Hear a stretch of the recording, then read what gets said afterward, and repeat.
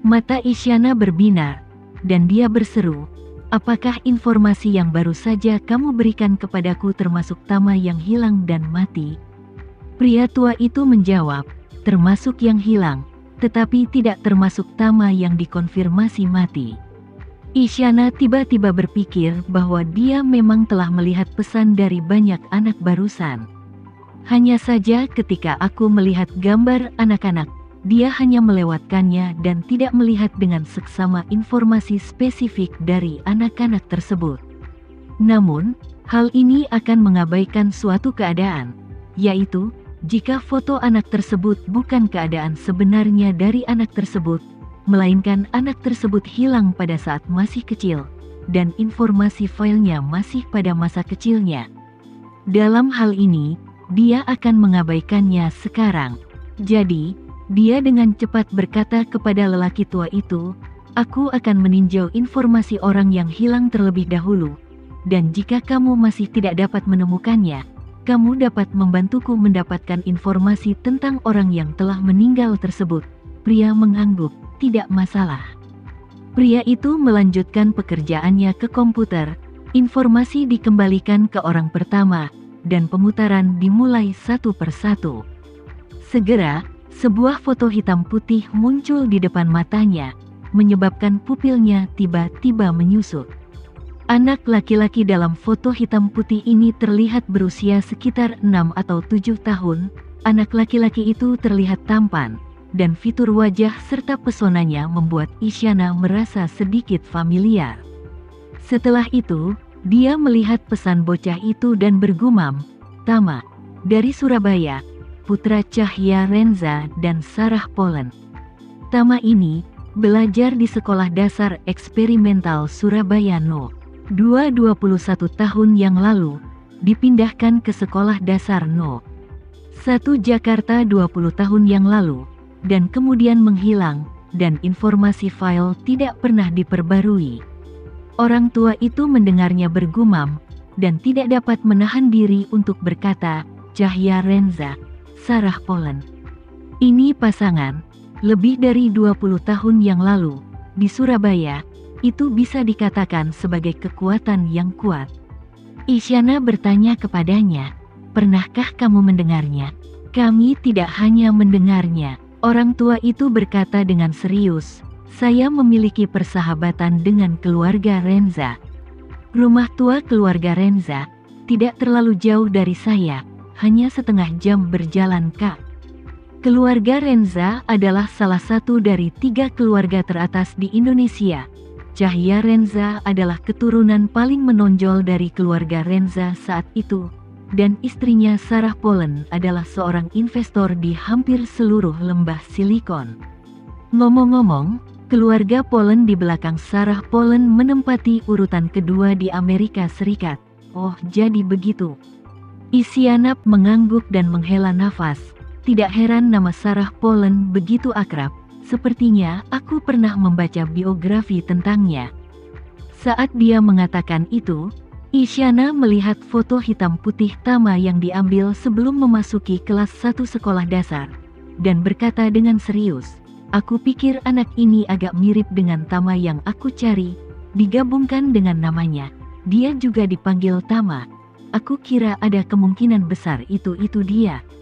"Mustahil," pria tua itu berkata tanpa sadar. 20 tahun yang lalu, Cahya Renza dan Sarah Polen mengalami kecelakaan di Jakarta, dan suami istri itu meninggal. Anak ini tidak diketahui apakah itu keluarga Renza atau keluarga Polen. Mereka telah mencari keberadaan anak ini selama bertahun-tahun, tetapi tidak ada kabar. Kekuatan kedua keluarga ini sangat kuat, terutama sebuah keluarga. Anaknya tidak mungkin hidup. Isyana berkata dengan serius, "Jika menurut apa yang baru saja kamu katakan, identitas Tama ini disembunyikan dengan cara kedua, bukankah tidak ada yang bisa mengetahuinya?" Setelah mendengar analisis Isyana, lelaki tua itu tidak bisa membantu tetapi mengangguk dan berkata, "Nona, kamu benar. Memang ada kemungkinan seperti itu." Isyana tiba-tiba memikirkan sesuatu, menunjuk ke Tama. nomor ID Surabaya lokal Tama, dan berkata, "Ngomong-ngomong, bukankah kamu mengatakan bahwa jika itu adalah metode enkripsi kedua? Informasi terenkripsi dapat ditemukan dengan nama dan nomor ID pada saat yang sama. Lalu bantu saya mencari nama Tama, tambahkan nomor ID ini, lihat apakah kamu dapat menemukan hasil apapun." Oke, pria tua itu juga sedikit bersemangat, dan segera membuka latar belakang di laptopnya, dan memasukkan nama Tama dan nomor ID asli di dalamnya. Setelah itu, keduanya memeriksa hasilnya dengan penuh harapan, hanya untuk menemukan bahwa informasi yang diberikan oleh sistem masih merupakan file yang hilang, dari Tama yang berusia 8 tahun. Isyana mengerutkan kening, mengapa kita tidak bisa mengetahuinya? Mungkinkah seseorang mengubahnya menjadi identitas baru? Isyana menebak dengan benar. Setelah Leo mengatur Tama ke panti asuhan, dia memberi Tama identitas baru. Meskipun identitas baru itu masih disebut Tama, itu bukan lagi Tama dari keluarga Renza, tetapi anak yatim piatu pria Tama, yang tidak memiliki ibu, diadopsi oleh Institut Kesejahteraan Jakarta. Pendaftaran rumah tangganya ditempatkan pada pendaftaran rumah tangga kolektif Institut Kesejahteraan Jakarta, dan ini berlaku untuk semua anak yang diadopsi oleh panti asuhan. Oleh karena itu, ia secara alami memiliki nomor ID baru milik Jakarta. Dengan cara ini, baik keluarga Renza maupun keluarga Polan tidak bisa temukan dia. Satu-satunya yang bisa menemukannya adalah Leo.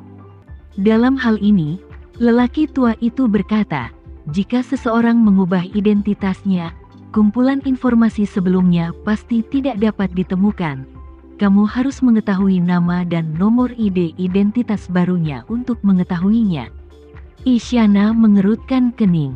Sambil mengerutkan kening, dia berkata, jika seseorang membantunya menetap di tempat lain, mendapatkan akun asing dan informasi identitas, maka identitas terenkripsinya yang sebenarnya bukanlah identitas sebelum menghilang, tetapi identitas baru setelah menghilang. Berbicara tentang ini, Isyana berkata lagi, aku mengerti. 20 tahun yang lalu, setelah Tama menghilang, seseorang menyembunyikan keberadaannya, memberinya identitas baru, dan menyembunyikan informasi file identitas barunya. Jadi, Tama menghilang ketika dia berusia 8 tahun, dan Tama baru, atau Tama dengan nama lain, muncul di tempat baru. Kecuali orang yang mengenkripsi informasinya, tidak ada orang lain yang dapat menemukannya. Lelaki tua itu ragu-ragu sejenak, lalu berkata, Nona, saya belum 100% yakin, Tama yang kamu cari adalah Tama ini. Seandainya Tama yang hilang hanya memiliki kemiripan dengan orang yang kamu cari. Karena, apakah dia tidak akan disesatkan oleh spekulasi ini? Lagi pula, fitur wajah anak-anak belum berkembang, dan juga benar bahwa mereka memiliki kemiripan dengan seseorang itu normal. Tetapi sangat mungkin setelah pubertas, itu akan berkembang ke arah yang sama sekali berbeda. Isyana mengangguk, dan berkata dengan serius, kamu benar. Meskipun intuisiku memberitahuku bahwa yang aku cari adalah Tama, seharusnya Tama yang menghilang 20 tahun yang lalu. Tapi ini hal semacam itu, kamu tidak bisa terlalu mempercayai intuisimu, hanya mengandalkan kemiripan foto masa kecil untuk memastikan kebenarannya. Ini agak terburu-buru. Memikirkan hal ini, dia mengedipkan matanya. Setelah berkedip, dia mengingat sesuatu, dan berkata sambil tersenyum, ngomong-ngomong, bisakah kamu membantuku mengambil informasi file Cahya Renza dan Sarah Polan? Pria tua itu berkata, kalau Cahya Renza bisa, tetapi Sarah Polan tidak bisa, karena Sarah Polan adalah orang Amerika.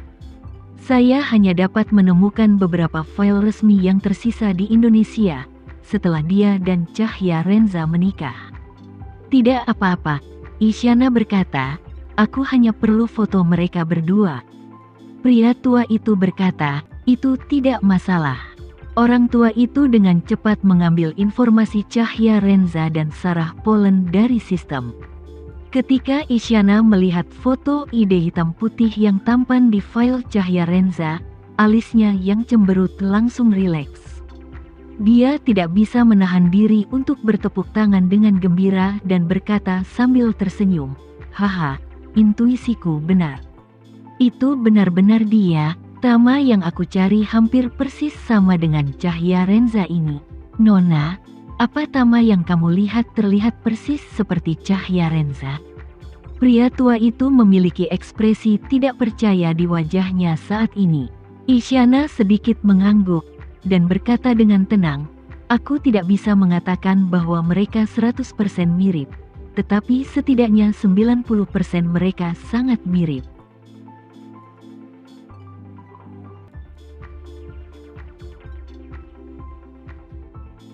Sekian dulu ya video kali ini, kita lanjutkan lagi videonya di lain waktu. Oh iya, bagaimana menurut kalian? Semoga bisa sedikit menghibur kalian semua. Untuk teman-teman yang baru nonton jangan lupa subscribe ya, hehehe.